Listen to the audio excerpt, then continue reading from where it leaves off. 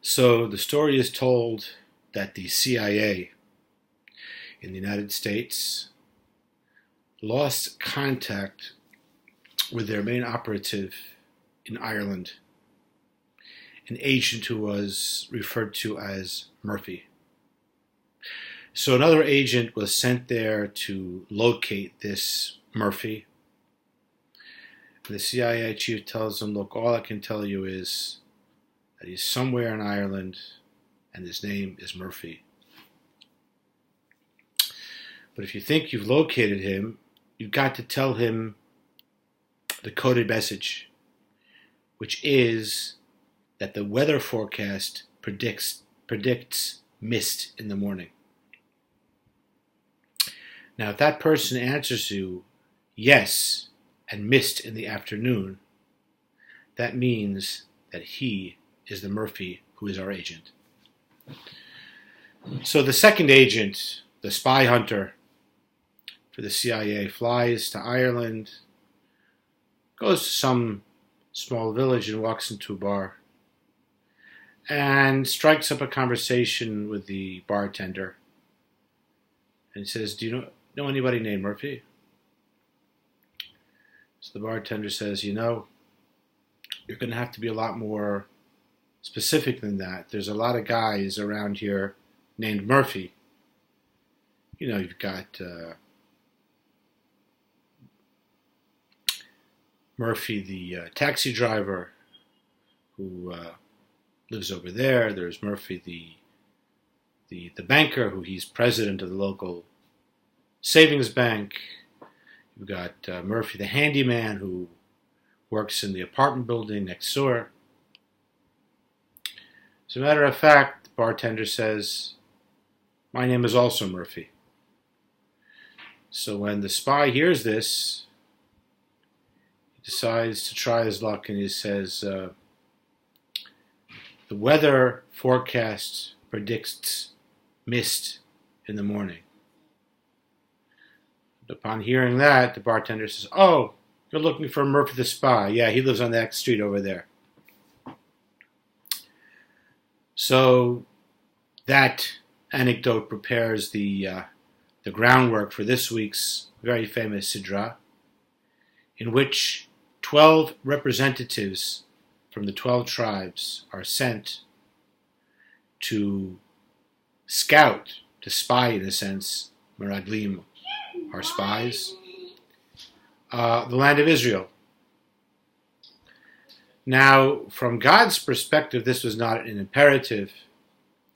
He says to Moses, Shlach lecha, send, but he uses the particle lecha, the possessive, for yourself, meaning, if you want to do this, I permit it.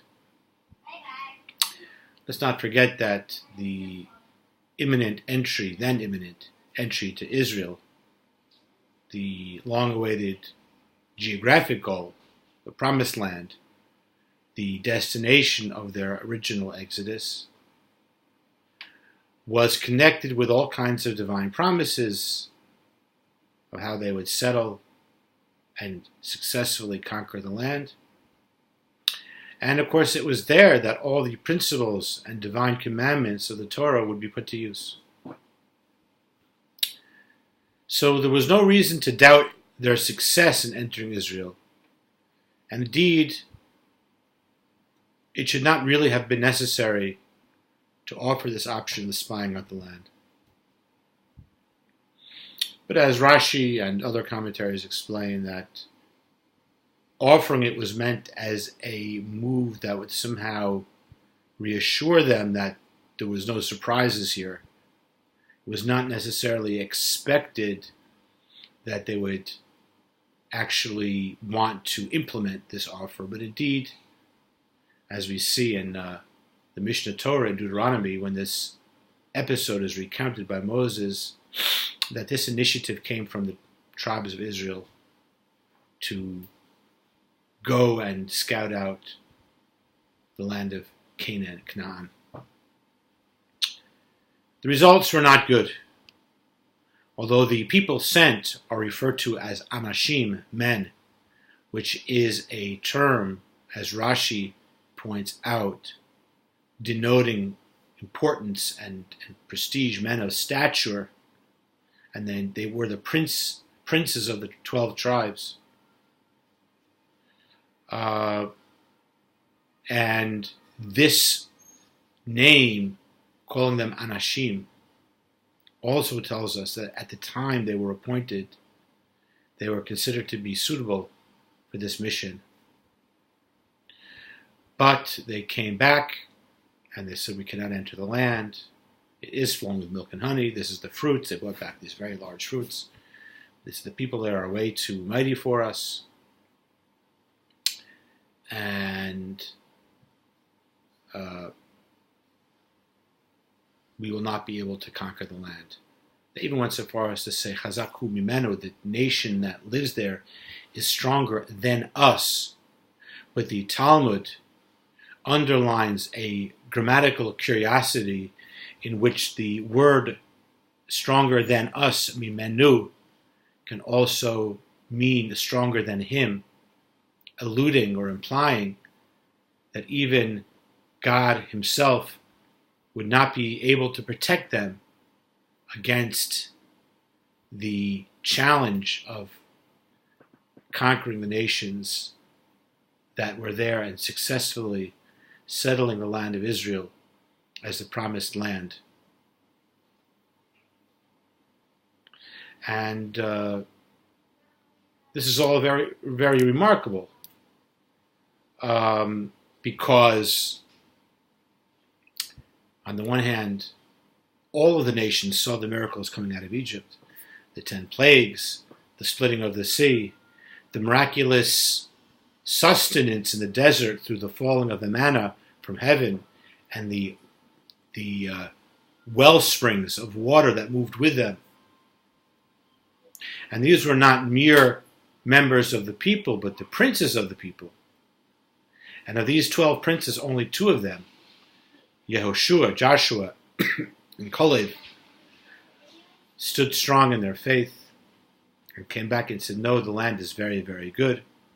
If God desires it and invests his desire in us, we will surely be able to conquer this land. And whereas the other spies, the fearful ones, said that this is a land that devours its inhabitants, Yeshua and Kalev turned that metaphor around and said, Lachmeinu heim, they will be our bread. And this very dichotomy of the relationship of the human being, of the Jew, to the land, or to the earthly, which is indeed what the entrance to Canaan represented, as I will soon point out, is summed up in these 2 ways of looking at it. Is the earthly going to devour us? Will it be land that devours its inhabitants? Will the earthly dominate our existence and turn us into earthly, coarse beings, uninterested in spirituality? Or will it be lachmeinu heim? It will be our bread. Our spirituality will prevail, and not only will the land and the earthliness not dominate us, but we will be successful in transforming it, as is our mission, using the commandments of the Torah as our tool. Before we come to that, we need to understand how is it that the spies could have made this error.